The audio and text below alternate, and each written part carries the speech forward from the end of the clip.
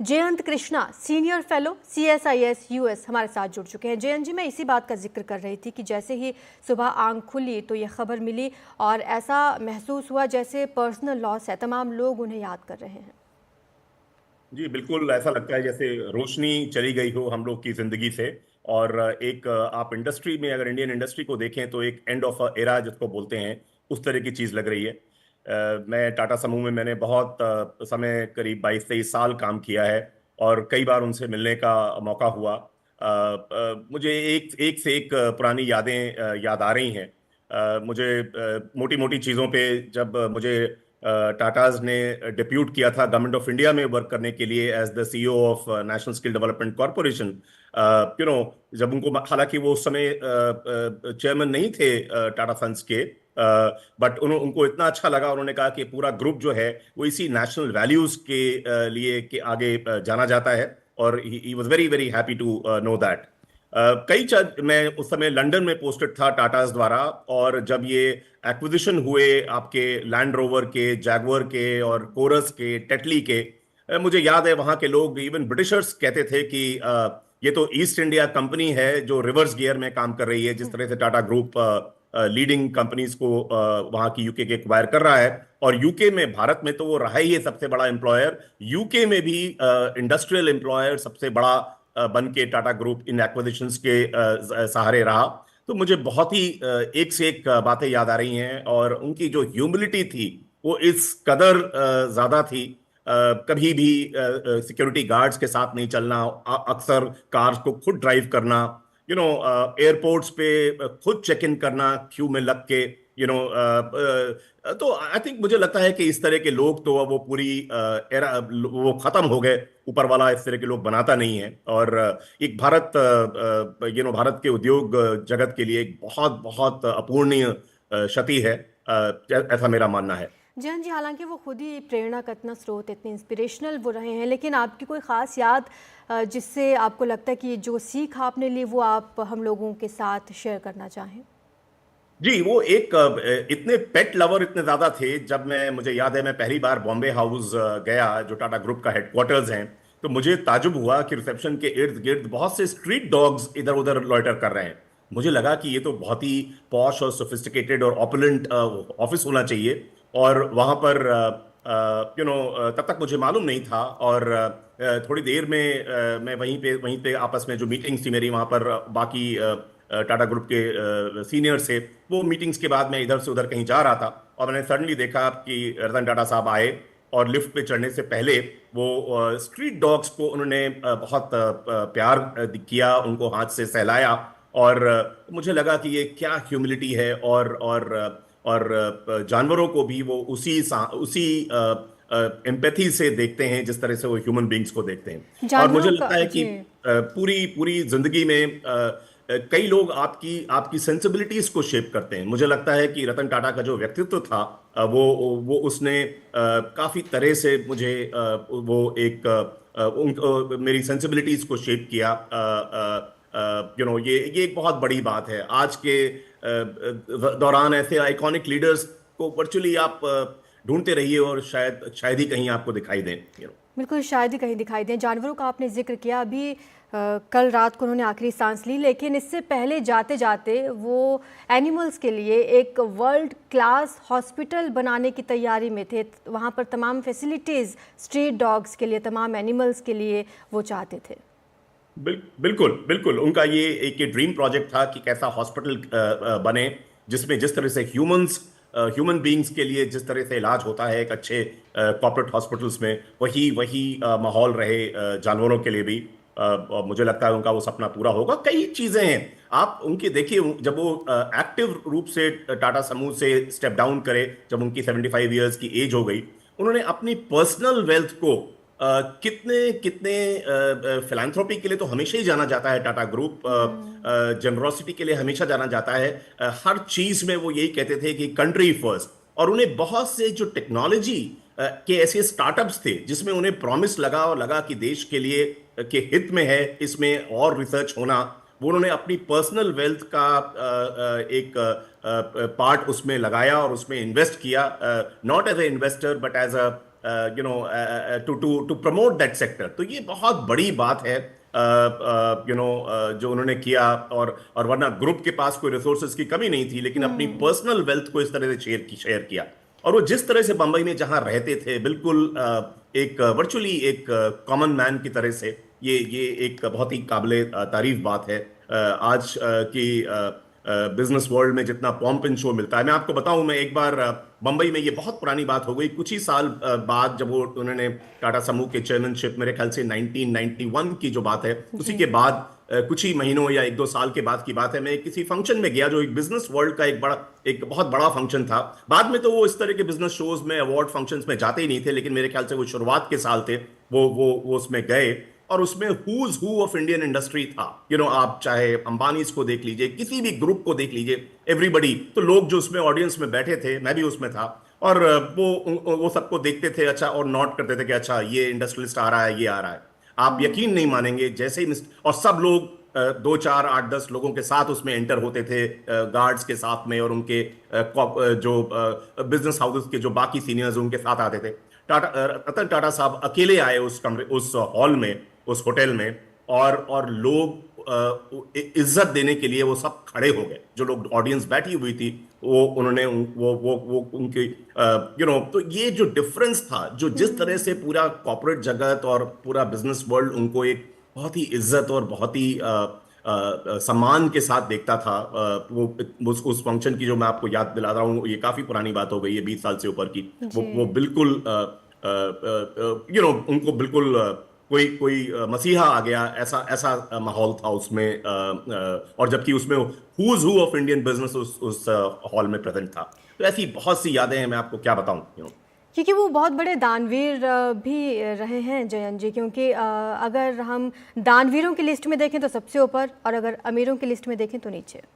बिल्कुल बिल्कुल। देखिए, टाटा समूह का जो जमशेदजी टाटा ने वो शुरू की थी मुहिम, जो वो कहते थे कि बिजनेस में जो कम्युनिटी है, वो कम्युनिटी कोई one of the stakeholders नहीं है। वो कम्युनिटी बिजनेस के एग्जिस्ट करने का रीजन है। जो बिजनेस है वो एग्जिस्ट करता है कम्युनिटी के लिए। ये टाटा ग्रुप की जो वैल्यूज थी, वो उस पर वो पूरी तरह से खरे उतरे। और उन्होंने जैसे जेआरडी टाटा कहा करते थे प्रॉफिट्स के बारे में, वो बोलते थे what comes from the people must go back to the people many times over. और वही सच्चाई रतन टाटा ने, वही निष्ठा से, जनरोसिटी और फिलैंथ्रोपी का ऐसा एग्जाम्पल मुझे इंडिया में तो कोई भी नहीं लगता जिसने इतना ज्यादा किया हो। और ये एक और बहुत कभी उसको जो उनके फिलैंथ्रोपी के मेजर्स थे, अब ये मिस्टर रतन टाटा से ही नहीं, कोई नहीं देख सकते, बट समूह का अगर आप देखिए, Indian institute of science, Tata institute of social sciences, NCPA जहां पर उनकी बॉडी रखी गई है, इस तरह के कितने बड़े बड़े चीजें थी। एटॉमिक एनर्जी में अगर आप देखिए तो वो क्रैडल जो शुरुआत में जो शुरुआत हुई, उसमें टाटा ग्रुप ने कितना योगदान दिया। तो आई थिंक ये बहुत से ऐसे जो नेशन बिल्डिंग की चीज हैं। मुझे याद है एक बार उन्होंने मुझसे कहा कि नेशन फर्स्ट, मैंने पूछा, जब मैं गवर्नमेंट ऑफ इंडिया मैंने ज्वाइन किया टाटा समूह छोड़ के, तो उन्होंने मैंने उनसे ऐसे पूछा, sir I need your blessings. तो उन्होंने कहा कि remember one thing, nation comes first and it is above anything else. तो ये मैं बहुत सी ऐसी यादें मेरे जहन में आती हैं रतन टाटा जी के लिए। वो बहुत बड़े राष्ट्रवादी थे जयंत जी। वो तो झलकियाँ उनके जो बिजनेस का, उनके सोचने का जो दायरा था, उससे समझ में आती हैं। आपने जैसे आम लोगों का भी जिक्र किया, हम सुबह से एक किस्सा शेयर कर रहे हैं नैनो कार को लेकर, कि उन्होंने मुंबई में कैसे एक परिवार को भीगते हुए देखा। दोपहिया वाहन पर वो लोग जा रहे थे, उन्होंने डिसाइड किया, इंजीनियर्स की टीम बुलाई और कहा कि एक गाड़ी चाहिए, सस्ती चाहिए, छोटी चाहिए, लेकिन आम लोग उसको अफोर्ड कर सकें, ऐसी गाड़ी चाहिए।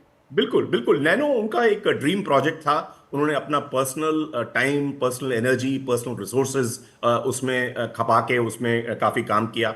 और शुरू में कार काफ़ी सक्सेसफुल भी रही। और वो जो एक कॉमन मैन का ड्रीम था, जो एक 2 व्हीलर के बाद एक 4 व्हीलर में ग्रेजुएट नहीं कर पाता था, वो 1 लाख रुपए की जिसको लखटकिया कार का भी नाम दिया जाता है, वो उसको उसको साकार कराया वो सपना। और वाकई में जब वो नैनो इंट्रोड्यूस हुई थी उस समय वो 1 लाख रुपए की ही थी, जो उसका नॉन एयर कंडीशन मॉडल था। और ये बात दूसरी है कि बाद में वो कार उतना अच्छा नहीं कर पाई और उतना अच्छा नहीं चल पाई, और ग्रुप ने उसको उसके प्रोडक्शन को डाउनसाइज किया। बट ये बिजनेस में उतार चढ़ाव तो रहते हैं। ये देखा तो ये है। जाता है कि आप किस मंशा से, किस जिस भी मुहिम को आप चलाएं, उसके पीछे बिजनेस तो ऑटोमेटिकली होगा, रेवेन्यूज ऑटोमेटिकली आएंगे, प्रॉफिट्स ऑटोमेटिकली आएंगे। लेकिन जो जज्बा था ये कि हम एक अफोर्डेबल कार एक इंडियन कॉमन मैन के लिए ला पाए, वो उन्होंने साकार भी किया, काफी हद तक, मुझे लगता है जितने वो सरल थे जयंत जी, उतना ही आत्मसम्मान भी था उनमें। वो वाला किस्सा आपको पता होगा जब इंडिका कार वो कंपनी बेचने की नौबत आ गई थी, किस तरीके से फोर्ड के चेयरपर्सन के साथ उनकी मुलाकात हुई, और जब उन्होंने ये जता दिया कि मैं ये कंपनी खरीद रहा हूँ तो मैं टाटा ग्रुप पर एहसान करने जैसा है, तो उन्होंने वो डील कैंसिल कर दिया। और उसके बाद वो वाला दौर भी आया जब जैगुआर जैसी कंपनी को उन्होंने खरीद लिया। जी बिल्कुल। आप जैगवार और लैंड रोवर के एक्विजिशन से देखिए, सबसे बड़ा फायदा क्या हुआ समूह को।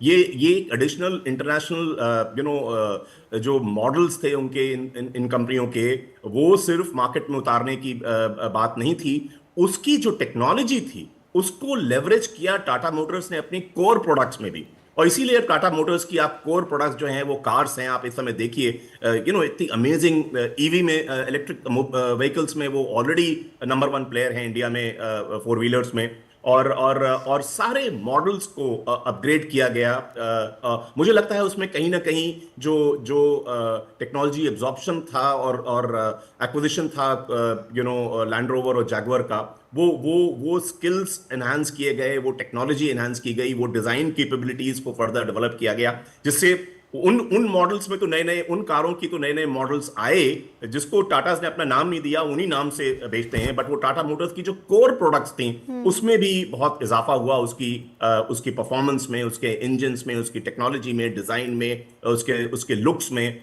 हर तरह से। तो ये तो मैं आपको क्या बताऊं, हर तरह से टीसीएस में को इस तरह का सॉफ्टवेयर का पावर हाउस जो बना, वो उन्हीं की रिजीम में बना। और जब वो, मुझे अगर मेमोरी फेल नहीं करती, जब वो उन्होंने चेयरमैनशिप ली थी टाटा टाटा सन्स की, उस समय टाटा समूह का जो रेवेन्यू, जो टर्नओवर था, वो करीब $5 बिलियन था। जब उन्होंने छोड़ा तो वो $100 बिलियन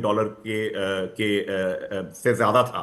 तो ये सब, बट कभी कभी बोस्ट नहीं करना, कभी कुछ नहीं कर, कभी he was shy person, media से भी बहुत ज्यादा इंटरेक्ट नहीं करते थे। पूरी लाइफ टाइम में उन्होंने गिने चुने इंटरव्यूज मीडिया को दिए होंगे।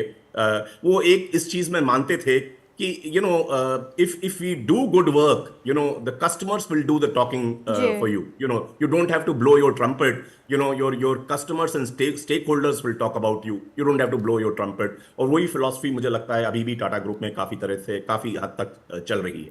हमारे साथ सीनियर फेलो जयंत कृष्णा बने हुए हैं। जयंत जी, आपसे ये जानना चाहेंगे कि आपकी आखिरी बातचीत या आखिरी मुलाकात रतन सर के साथ कब हुई थी? कुछ यादें आप साझा करना चाहें? जी, मैं उनसे आखिरी बार अनफॉर्चुनेटली कोविड से पहले मिला था। पैंडेमिक के बाद कभी नहीं मिला, क्योंकि मैंने टाटा समूह छोड़ भी दिया था जब मैं भारत सरकार में चला गया था। लेकिन मुझे लगता है कि और उस मीटिंग में भी उन्होंने जो कोई, he was a man of few words, वो बहुत ज़्यादा बोलते नहीं थे, बहुत ज़्यादा किसी भी चीज़ को आउट ऑफ प्रोपोर्शन ब्लो नहीं करते थे।